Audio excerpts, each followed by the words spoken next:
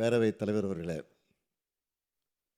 2021ஆம் ஆண்டு நடைபெற்ற தமிழ்நாடு சட்டமன்ற தேர்தலில் திராவிட முன்னேற்றக் கழகம் 6வது முறையாக வெற்றி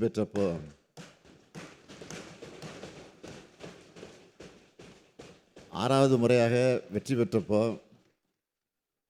ஒரு பக்கம் மகிழ்ச்சி இருந்தாலும் இன்னொரு பக்கம் எனக்கு கவலையும் இருந்தது. அதை நான் மறைக்க விரும்பல. இந்த பொறுப்பை நான் எப்படி செய்ய போகிறேன்? வாக்குறுதிகளை நிறைவேற்ற முடியுமா? மக்கள் விரும்பக்கூடிய வகையில் ஆட்சி நடத்த முடியுமா? மக்கள் மகிழ்ச்சியடையும் வகையில் ஆட்சி நடத்த முடியுமா என்ற கவலை தான் எனக்கு இருந்துச்சு. முந்தைய 10 ஆண்டுகால அதிமுக ஆட்சியில் தமிழ்நாடு அனைத்து வகையிலும் அனைத்து துறையிலும் மிக மோசமான பின்னடைவை சந்தித்து மோசமான நிலையை அடைஞ்சிருந்துச்சு. அதை சரி செஞ்சாகணும். அடுத்து நமக்கு மேலே இருக்கக்கூடிய ஒன்றிய அரசு அது ஒத்துழைக்காத ஒரு ஓரவஞ்சனை அரசாக இருந்தது. இந்த 2 நெருக்கடிகளையும் எதிர்கொள்ளணும் என்பதுதான் எனது கவலைக்கு மிக முக்கியமான காரணமாக அமைந்தது. இடியாப்ப சிக்கல்னு சொல்லுவாங்க. அப்படியான சூழலில் தான் நாங்கள் ஆட்சிக்கு வந்தோம். அதனால தான் கவலை கொண்டவனாக நான் இருந்தேன். ஆனால் இப்போ 5 ஆண்டுகள் கடந்த நிலையில் நான் சொல்கிறேன், நான் மிக மகிழ்ச்சியாக இருக்கேன்.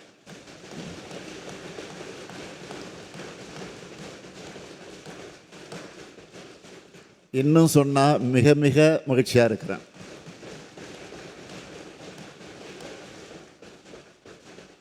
என்னுடைய மகிழ்ச்சிக்கு காரணம் மக்கள் மகிழ்ச்சியாக இருக்காங்க. என்னுடைய இலக்கில் நான் வென்று விட்டேன். திராவிட மாடல் அரசின் சாதனைகளால் தமிழ்நாடு தலை நிமிர்ந்துடுச்சு.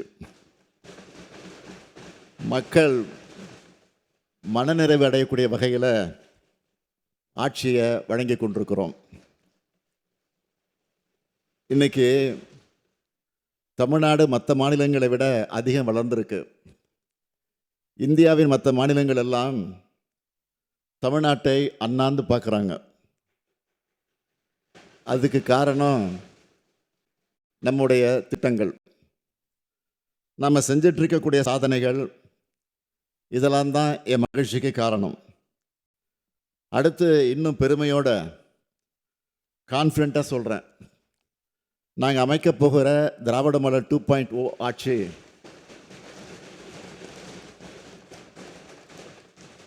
எங்கள் சாதனைகளை நாங்களே விஞ்சும் அளவுக்கு இருக்கும். ஆட்சி செஞ்சிருக்கக்கூடிய 5 ஆண்டுகள் வரப்போகும் ஒளிமயமான எதிர்காலத்தை உணர்த்துறதா அமைஞ்சிருக்கு. 6வது முறை ஆட்சி அமைந்த போது அது விடியல் ஆட்சியாக அமையும்னு சொன்னோம். அந்த விடியலை ஒவ்வொரு குடும்பத்துக்கும் ஏற்படுத்தி கொடுத்துருக்குறோம். கோடிக்கணக்கான மக்கள் மனங்களிலும் முகங்களிலும் மகிழ்ச்சியும் மனநிறைவையும் நான் பார்க்குறேன். அப்படிப்பட்ட விடியல் ஆட்சியோட மாபெரும் சாதனை திட்டங்களில் முக்கியமான சிலவற்றை மட்டும் நான் சொல்ல விரும்புகிறேன். ஆட்சி பொறுப்பேற்றதும் நான் போட்ட முதல் கையெழுத்தே மகளிருக்கான கட்டணமில்லா விடியல் பயணத்துக்கு தான்.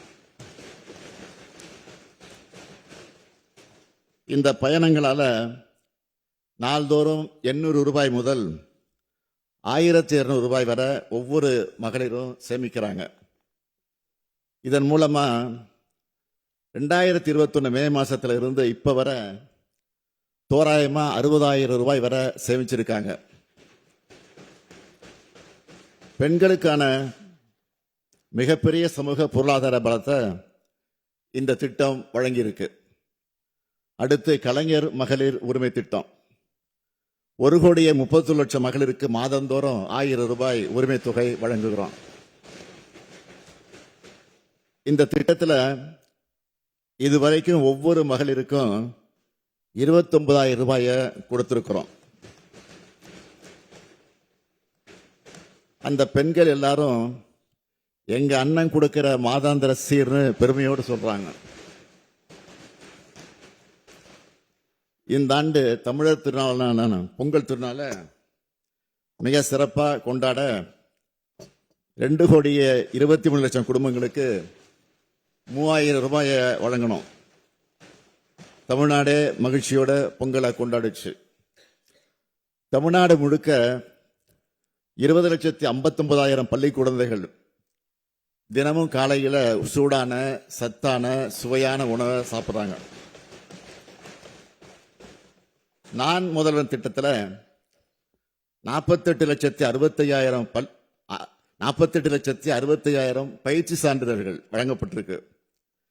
புதுமை பெண் மற்றும் தமிழ் புதல்வன் திட்டங்களில் 12 லட்சம் மாணவ மாணவியர் மாதந்தோறும் 1000 ரூபாய் பெறுகிறார்கள். 2003 முதல் 2021 வரை அண்ணல் அம்பேத்கர் அயலக உயர்கல்வி திட்டத்தில் 6 மாணவர்கள் மட்டுமே பயனடைஞ்சாங்க. ஆனால் கடந்த 5 ஆண்டுகளில் இந்த திட்டத்தில் 385 மாணவர்களுக்கு 162 கோடி ரூபாய் வழங்கப்பட்டிருக்கு. ஆக்ஸ்போர்டு உள்ளிட்ட உலகின் முன்னணி பல்கலைக்கழகங்களில் படிக்கிறாங்க. அரசு ஊழியர்கள், அந்த அரசு ஊழியர்களுடைய 23 ஆண்டு கால கோரிக்கையான உறுதியளிக்கப்பட்ட ஓய்வூதிய திட்டத்தை அறிவிச்சிருக்கிறோம். நம்ம ஆட்சிக்கு வந்தப்போ அரசு ஊழியர்களுக்கு 17 விழுக்காடாக இருந்த அகவிலப்படியை இப்போ 58 விழுக்காடின் அளவுக்கு உயர்த்தி வழங்கிக்கிட்டு இருக்கோம். 2 லட்சம் விவசாயிகளுக்கு புதிய இலவச இணைப்புகள், மின் இணைப்புகள், 14 புதிய உழவர் சந்தைகள் தொடக்கம், 2,54,00,000 பேர் மக்களை தேடி மருத்துவ திட்டத்தில் பயன்பெற்று இருக்காங்க. இன்னுயிர் காப்போம் நம்மை காக்கும் 48 திட்டத்தில் சாலை விபத்துக்குள்ளான 5 லட்சத்துக்கும் அதிகமானவரின் உயிர்கள் காப்பாற்றப்பட்டிருக்கு. அவங்களுக்கு 483 கோடி ரூபாய்க்கு காப்பீடு வழங்கப்பட்டிருக்கு. கடந்த 5 ஆண்டுகளில் மகளிர் சுய உதவி குழுக்களுக்கு 1,34,000 கோடி ரூபாய் கடனுதவி வழங்கப்பட்டிருக்கு. 2 லட்சம் பேருக்கு கலைஞர் இல்லம் வீடுகள், 22,71,000 ஏழை எளிய குடும்பங்களுக்கு இலவச வீட்டுமனை பட்டா, 4,000 கோயில்களுக்கு குடமுழுக்கு,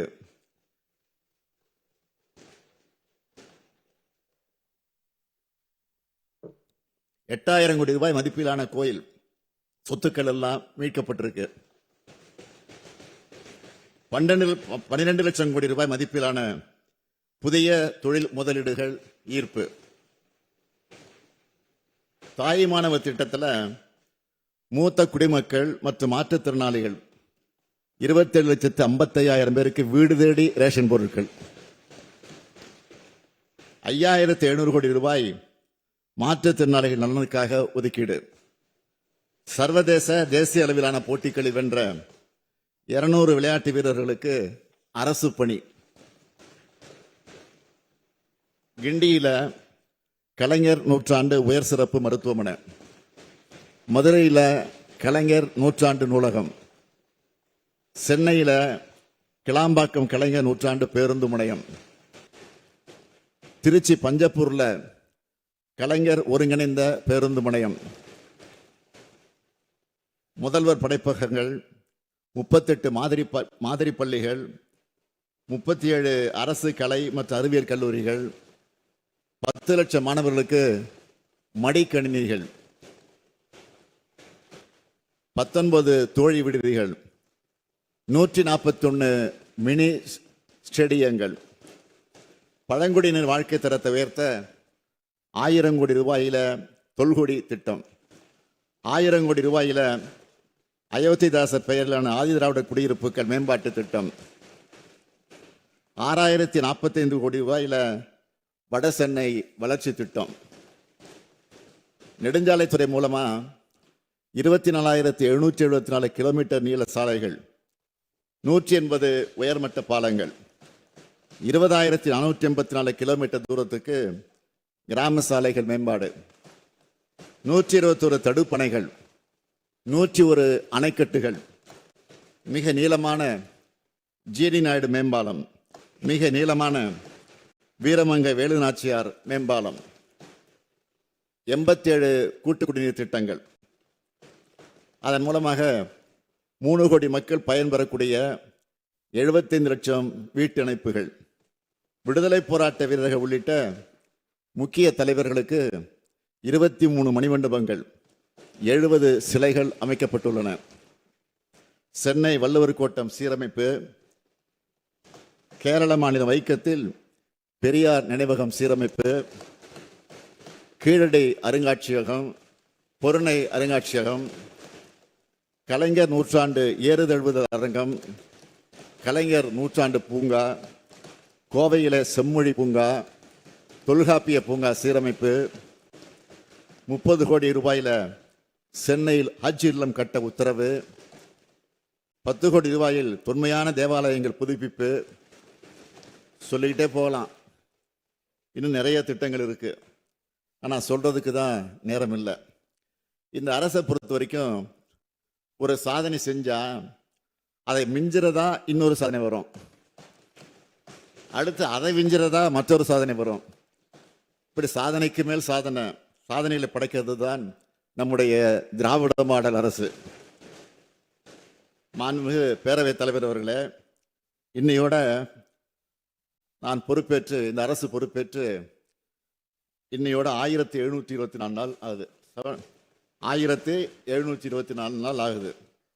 இந்த 1724 நாட்கள்ல 8685 நிகழ்ச்சிகள்ல நான் கலந்துகிட்டு இருக்கேன். 15,117 அரசு கோப்புகள்ல கையெழுத்திட்டு இருக்கிறேன். சென்னையை தவிர்த்து மற்ற மாவட்டங்களுக்கு 173 முறை பயணத்தை நான் மேற்கொண்டிருக்கிறேன். அதுலேயும் 71 மாவட்ட மாபெரும் அரசு நலத்திட்ட விழாக்களில் பங்கேற்று 44,44,721 பேருக்கு நலத்திட்ட உதவிகளை வழங்கியிருக்கிறேன். அது இல்லாமல் அடிக்கல் நட்டினது, முடிவுற்ற திட்டப்பணிகள் தொடங்கி வச்சதுன்னு எல்லாத்தையும் புள்ளி விவரத்தோட என்னால் சொல்ல முடியும். கடந்த 5 ஆண்டுகளில் இந்த முத்துவேல் கருணாநிதி ஸ்டாலின் என்ன செய்தான் என்றால், ஒவ்வொரு நாளும் மக்களுக்காக வாழ்ந்தான், மக்களுக்காக திட்டங்களை தீட்டினான், மொத்தமாக தமிழ்நாட்டை வளர்த்தெடுத்தான். இதெல்லாம் வெறும் புகழ்ச்சி இல்லை, எல்லாமே உண்மை.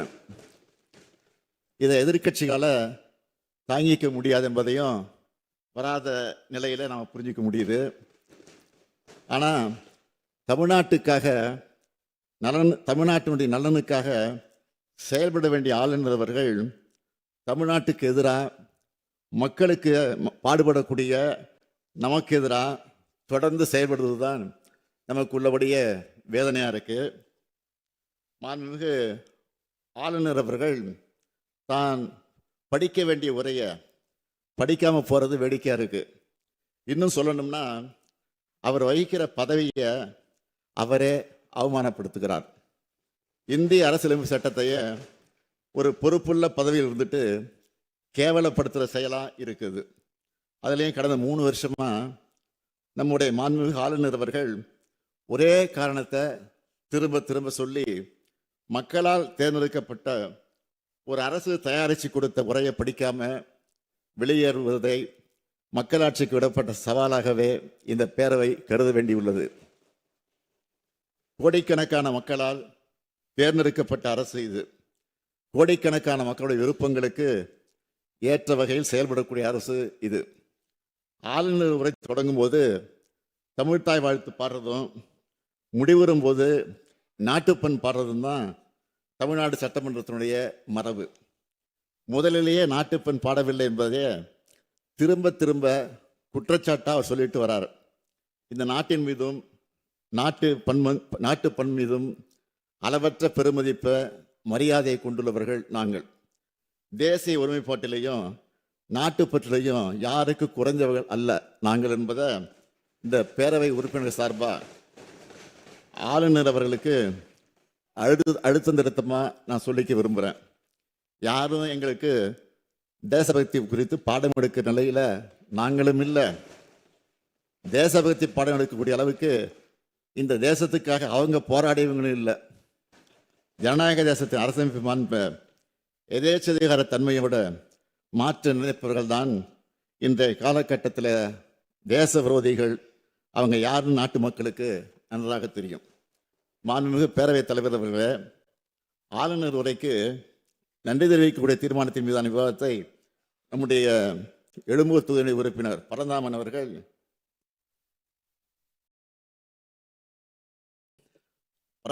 தொடங்கி நிறைவாக மாண்புமிகு எதிர்க்கட்சி துணைத் தலைவர் அவர்களோட பேசியிருக்கிறாங்க.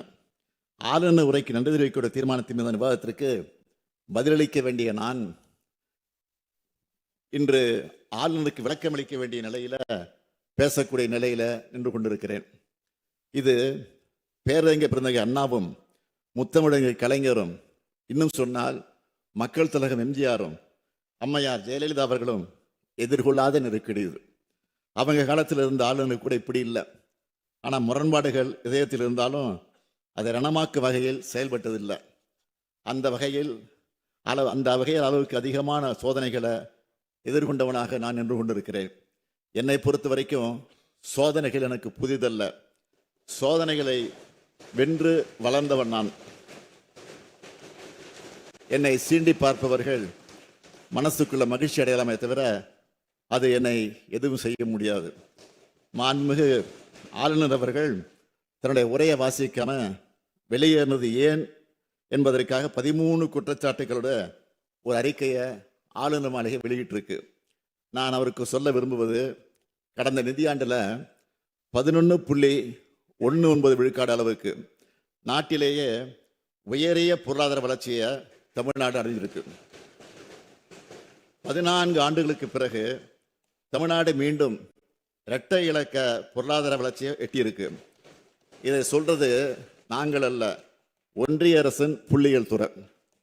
ஆளுநர் கேள்வி கேட்கணும்னா அவரை இங்கே அனுப்பி வச்சாங்களே ஒன்றிய அரசு, அவங்கள தான் போய் கேட்கணும். இன்னும் அவருக்கு நான் சில புள்ளி விவரங்களை சொல்கிறேன். தமிழ்நாட்டினுடைய மொத்த உள்நாட்டு உற்பத்தி 17,23,698 கோடி ரூபாயாக உயர்ந்திருக்கு. தமிழ்நாட்டோட தனிநபர் வருமானம் 3,58,000 ரூபாய்.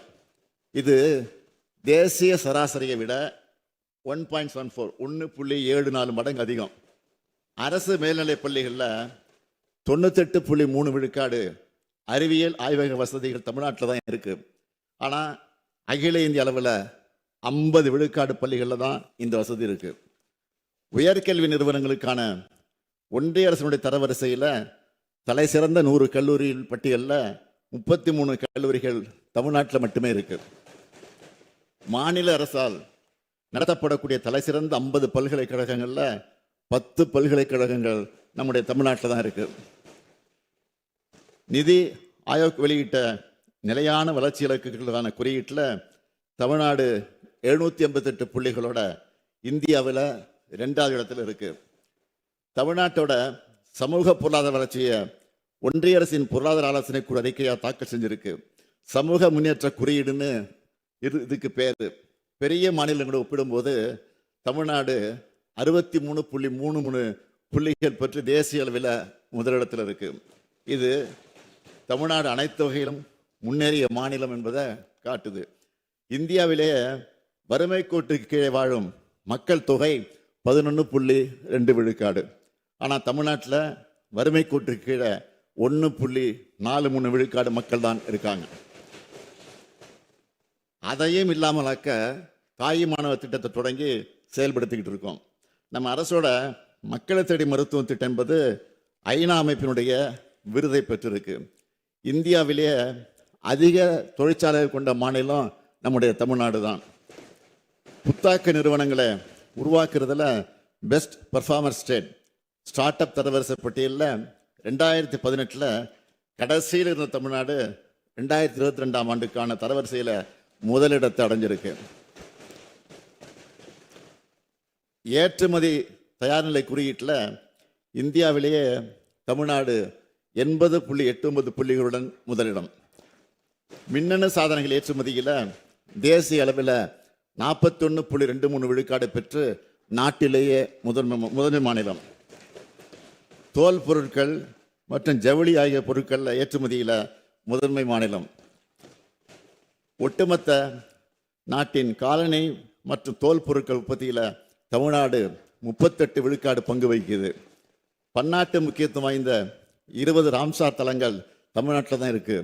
எண்ணெய் வித்துக்கள், நிலக்கடலை, கரும்பு உற்பத்தி திறனில் முதலிடம், மக்காச்சோள உற்பத்தி திறனில் 2வது இடம்.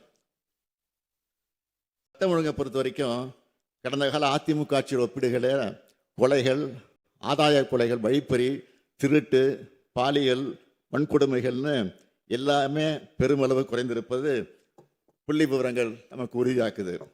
அதிக அளவு உள்நாட்டு சுற்றுலா பயணிகள் வருகை புரிந்த மாநிலமா இந்தியாவில் தமிழ்நாடு 2வது இடம். 69 பொருட்களுக்கு புவிசார் குறியீடு பெற்று இந்திய அளவில் தமிழ்நாடு 2வது இடத்துல இருக்கு. நாம் ஆட்சி பொறுப்புக்கு வரும்போது 73ஆக இருந்த பெருகால இறப்பு விகிதத்தை 40ஆகவும், குழந்தை இறப்பு விகிதத்தை 10.4 இருந்து 6.9ஆக குறைச்சிருக்கிறோம். மாற்றுத்திறனாளிகளுக்காக சிறப்பாக சேவை புரிந்த முதல் மாநிலமாக தேர்வு செய்யப்பட்டு ஒன்றிய அரசால் தமிழ்நாடு விருது பெற்றிருக்கு. சிறந்த நீர் மேலாண்மைக்காக தேசிய அளவில் 3வது இடம். காச நோயை ஒழிக்க தமிழ்நாடு எடுத்து வரும் முயற்சிகளை பாராட்டி தமிழ்நாட்டின் 9 மாவட்டங்களுக்கு விருதுகள் வழங்கப்பட்டிருக்கு. காகிதமில்லா சட்டமன்ற திட்டத்தினை மிக சிறப்பாகவும் விரைவாகவும் செயல்படுத்தினதுக்காக ஒன்றிய நாடாளுமன்ற விவகாரத்துறை அமைச்சகம் விருது வழங்கியிருக்கு. உணவு பதப்படுத்தும் குறு சிறு நிறுவனங்களின் சிறந்த செயல்திறனுக்காக தமிழ்நாட்டுக்கு விருது வழங்கப்பட்டிருக்கு. மாநில கூட்டுறவு வங்கியின் சிறந்த சேவைக்காக உள்துறை அமைச்சர் அமித்ஷா அவர்களே விருது வழங்கியிருக்கிறார். ஒன்றிய அரசிடம் இருந்து மட்டும் தமிழ்நாடு 65க்கும் மேற்பட்ட விருதுகளை வாங்கியிருக்கு. இவ்வளவுக்கும் பிறகும் ஆளுநர் விமர்சிக்கிறார் என்று சொன்னால் அவருடைய பார்வைதான் பழுதுபட்ட பார்வையாக இருக்கிறது.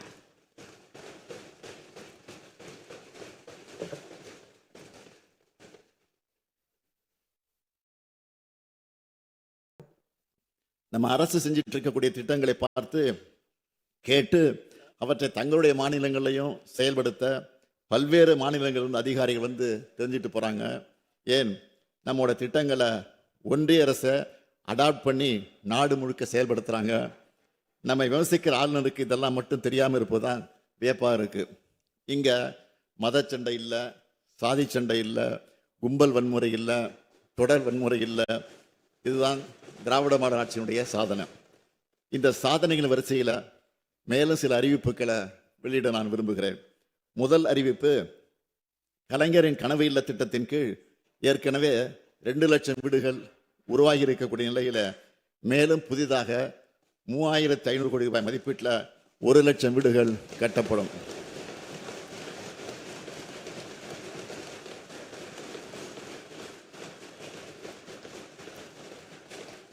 இரண்டாவது அறிவிப்பு, கிராமப்புற பொருளாதாரத்தின் உயிர் நாடியாக விளங்குகிற ஊரக சாலைகளை மேம்படுத்துகிற முதல்வரின் கிராம சாலைகள் மேம்பாட்டு திட்டத்தின் கீழ் 8,911 கோடி ரூபாய் மதிப்பில் 20,484 கிலோமீட்டர் நீளம் உள்ள கிராம சாலைகள் மேம்படுத்தப்பட்டு உள்ளது. மேலும் புதிதாக 1,088 கோடி ரூபாய் மதிப்பீட்டில் சுமார் 2,200 கிலோமீட்டர் கிராம சாலைகள் மேம்படுத்தப்படும்.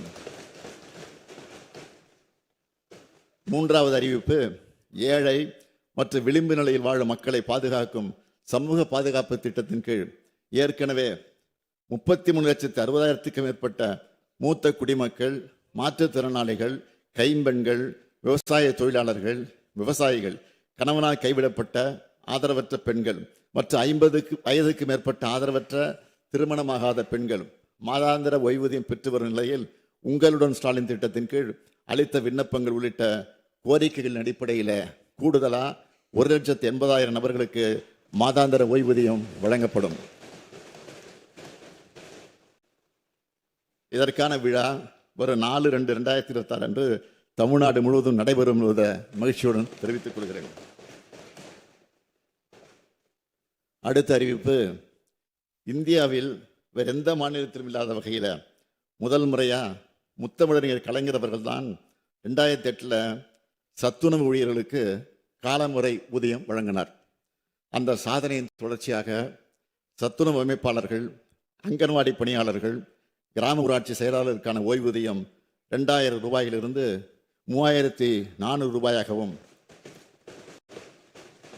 பணி நிறைவின் போது அவங்களுக்கு வழங்கப்படும் ஒட்டுமொத்த தொகை 1 லட்சம் ரூபாயிலிருந்து 2 லட்சம் ரூபாயாகவும் உயர்த்தி வழங்கப்படும்.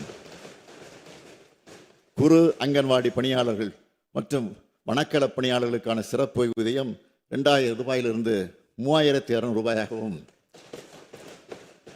பணி நிறைவின் போது அவர்களுக்கு வழங்கப்படும் ஒட்டுமொத்த தொகை 1 லட்சம் ரூபாயிலிருந்து 2 லட்சம் ரூபாயாகவும் உயர்த்தி வழங்கப்படும். அங்கன்வாடி உதவியாளர்கள், சமையலர்கள், சமையல் உதவியாளர்கள் மற்றும் தூய்மை பணியாளர்களுக்கான சிறப்பு ஓய்வூதியம் 2000 ரூபாயிலிருந்து 3000 ரூபாயாகவும், பணி நிறைவின் போது அவங்களுக்கு வழங்கப்படும் ஒட்டுமொத்த தொகை 50,000 ரூபாயிலிருந்து 1 லட்சம் ரூபாயாகவும் உயர்த்தி வழங்கப்படும். சிறப்பு ஓய்வூதியம் பெற்று வரும் சத்துணவு அமைப்பாளர்கள், அங்கன்வாடி பணியாளர்கள், கிராம ஊராட்சி செயலர்கள் இறந்து விட்டால் அவங்களுடைய குடும்பத்துக்கு குடும்ப ஓய்வூதியமாக 1200 ரூபாயும், மேலும் சிறப்பு ஓய்வூதியம் பெற்று வரும் குறு அங்கன்வாடி பணியாளர்கள் மற்றும் வனக்கள பணியாளர்கள் உள்ளிட்ட இதர சிறப்பு காலமுறை உதவி பணியாளர்கள் இறந்துவிட்டால் அவங்களுடைய குடும்பத்துக்கு குடும்ப ஓய்வூதியமாக 1100 ரூபாயும் வழங்கப்படும். மேலும் சிறப்பு ஓய்வூதியம் பெற்று வரும் அங்கன்வாடி உதவியாளர்கள், சமையலர்கள், சமையல் உதவியாளர்கள் மற்றும் தூய்மை பணியாளர்கள் உள்ளிட்ட இதர சிறப்பு காலமுறை ஊதிய பணியாளர்கள் இறந்துவிட்டால் அவங்களுடைய குடும்பத்துக்கு ஓய்வூதியமாக 1000 ரூபாய் வழங்கப்படும். சிறப்பு ஓய்வூதியம் பெற்று வரும் மேற்கூறிய பணியாளர்கள் உயிரிழக்க நேரிட்டால் இறந்த பணியாளர்கள் இறுதிச் சடங்கு செலவினங்களுக்காக 20,000 ரூபாய் வழங்கப்படும். இந்த அறிவிப்புகள் மூலம் தற்போதுள்ள சிறப்பு காலமுறை ஊதிய பணியிடங்களில் பணிபுரிந்து வரும் பணியாளர்களும், இத்தகைய பணியிடங்களில் பணிபுரிந்து ஓய்வு பெற்ற 1.5 லட்சத்திற்கு மேற்பட்ட ஓய்வூதியாளர்களும் அவருடைய குடும்ப உறுப்பினர்களும் பயனடைவாங்க. அடுத்த அறிவிப்பு, அரசு பள்ளிகளில் பகுதி நேர ஆசிரியர்களாக பணிபுரிந்து வரும் ஆசிரியர்கள் தங்களுடைய பல்வேறு கோரிக்கைகளை வலியுறுத்தி போராட்டத்தை நடத்தி கொண்டிருக்கிறாங்க. இந்த கோரிக்கைகளில் ஆசிரியர்களுக்கான ஊதிய உயர்வு மற்றும் விடுமுறை காலமான மே மாதத்தில் அவங்க கோரின ஊதியம் ஆகியவை ஏற்கனவே அறிவிக்கப்பட்டுள்ளது. அவங்க அடுத்த முக்கிய கோரிக்கையான நிரந்தர பணி நியமனத்தை பொறுத்த வரைக்கும் ஒரு அறிவிப்பை நான் வெளியிடுகிறேன். அரசு பள்ளிகளில் காலியாக இருக்கக்கூடிய நிரந்தர ஆசிரியர் பணியிடங்களில் பகுதி நேர ஆசிரியர்கள் நியமனம் செய்யப்பட ஏதுவா, இதற்கான தேர்வுகளில் பகுதி நேர ஆசிரியர்களின் பணிக்காலத்தை அடிப்படையாக கொண்டு அவங்களுக்கு சிறப்பு மதிப்பு அளிக்கப்படும். இதற்கான ஆணைகள் விரைவில் வெளியிடப்படும்.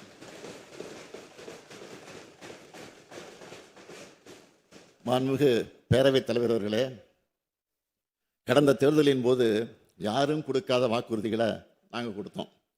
முடிந்த அளவுக்கு அந்த வாக்குறுதிகளை நிறைவேற்றியும் இருக்கிறோம். உங்களால் நிறைவேற்ற முடியாதுன்னு சவால் விடப்பட்ட வாக்குறுதிகளையும் நாங்கள் நிறைவேற்றி காட்டியிருக்கிறோம். இவங்க செய்யவே மாட்டாங்கன்னு சொல்லப்பட்ட வாக்குறுதிகள் எல்லாம் செஞ்சுக்கிட்டு இருக்கோம். தமிழ்நாட்டில் அனைத்து துறையும் எப்போ வளரணும்னு ஏக்கத்தில் இருந்தவங்களுடைய வாட்டத்தை போக்க அனைத்து துறையிலும் சமச்சீரான வளர்ச்சியை அடைஞ்சிருக்கிறோம். பெரிய நகரங்களுக்கு மட்டும்தான் தொழிற்சாலைகளா, பாலங்களா, சாலைகளா, நூலகங்களா, கல்லூரிகளா, உட்கட்டமைப்பு வசதிகளான்னு சலிப்போடு கேட்டதை மாற்றி எல்லா பகுதிகளுக்கும், அனைத்து பகுதிகளுக்கும், அனைத்து மாவட்டங்களுக்கும் அனைத்தையும் கொண்டு சென்றிருக்கிறோம். இவை அனைத்திலும் சமூக நீதியை, சமநீதியை நிலைநாட்டியிருக்கிறோம். இவை அனைத்தும் என்னால் தான் ஆனதுன்னு கர்வம் கொள்ளக்கூடியவன் அல்ல நான். மூத்த அமைச்சர்கள், நம்முடைய துணை அமைச்சர் உள்ளிட்ட அமைச்சரின் பங்களிப்பு இல்லாமல் இதை நான் செயல்படுத்தி இருக்க முடியாது. ஆக்கபூர்வமான ஆலோசனை வழங்கிய இங்கே இருக்கக்கூடிய சட்டமன்ற உறுப்பினர் இல்லாமல் இதெல்லாம் சாதனையான படைச்சிருக்க முடியாது. அது மட்டுமல்ல, தலைமைச் செயலாளர் தொடங்கி காவல்துறை உள்ளிட்ட அனைத்து அரசு துறை அதிகாரிகள், அனைத்து நிலையிலும் பணியாற்றக்கூடிய ஊழியர்களை அனைவருடைய பங்களிப்பும் இதில் இருக்கு. தமிழ்நாட்டின் கடைகோடி மனிதருக்கும் எல்லா திட்டங்களும் சென்று சேருவதை உறுதி செய்கிறோம். ஊர்கூடி தேர்தலுக்குன்னு சொல்லுவாங்களே, அதே போல அரசின் ஒவ்வொரு அணுவும் மக்களுக்காக செயல்படுற காரணத்தால் தான் சாத்தியமாச்சு. எனக்கு உயிரும் உணர்வுமாக இருந்து என்னை இயக்கிக் கொண்டிருப்பது திராவிட முன்னேற்ற கழகத்தின் கோடிக்கணக்கான உடன்பிறப்புகள் தான்.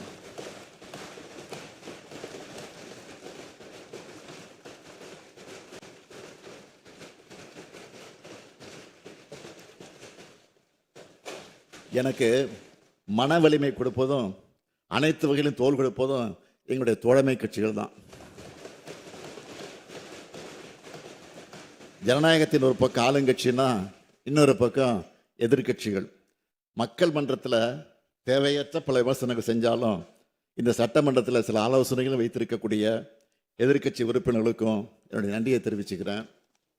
கனிவான நேரத்தில் கனிவாகவும் கண்டிக்க வேண்டிய நேரத்தில் கண்டிச்சும் ஆசிரியராகவே செயல்பட்ட பேரவைத் தலைவர்களுக்கும் நன்றி.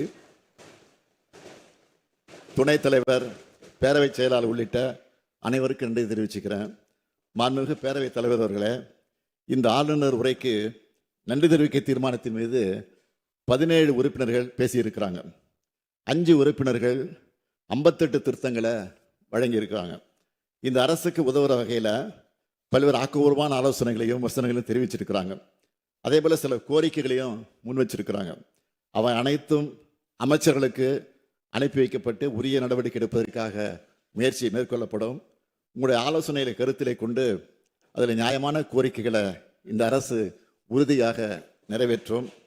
எனவே இந்த விளக்கத்தை ஏற்றுக்கொண்டு மாண்புமிகு உறுப்பினர்கள் தங்களுடைய திருத்தங்களை திரும்ப பெற்றுக்கொண்டு ஆளுநர் உரைக்கு நன்றி தெரிவிக்கும் தீர்மானத்தை நிறைவேற்றி தர வேண்டும் என்று கேட்டுக்கொள்கிறேன்.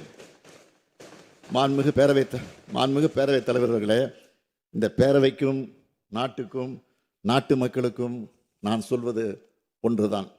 நான் இந்த 5 ஆண்டு காலத்தில் எனக்கும் என் மனசாட்சிக்கு கட்டுப்பட்டு தினந்தோறும் திட்டங்களை தீட்டி உழைச்சிருக்கிறேன். இன்னும் உழைக்க காத்திருக்கிறேன். இந்த 5 ஆண்டு கால உழைப்பையும் வளர்ச்சியையும் பார்த்து அடுத்த 5 ஆண்டுகளுக்கும் திராவிட மாடல் ஆட்சி தான் தொடரணும்னு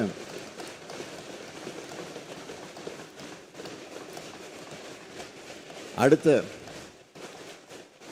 5 ஆண்டுகளுக்கும் திராவிட மாடல் ஆட்சி தான் தொடரணும்னு தமிழ்நாட்டு மக்கள் முடிவு பண்ணிட்டாங்க. எனக்கு என்னை விட தமிழ்நாட்டு மக்கள் மேல கூடுதலான நம்பிக்கை இருக்கு. உறுதியா சொல்றேன், நாங்கள் தான் மீண்டும் வருவோம். நாங்கள் தான் மீண்டும் வருவோம். மீண்டும் மீண்டும் வருவோம். மீண்டும் வெல்வோம். மீண்டும் செல்வோம். மீண்டும் வெல்வோம். மீண்டும் வெல்வோம். நன்றி.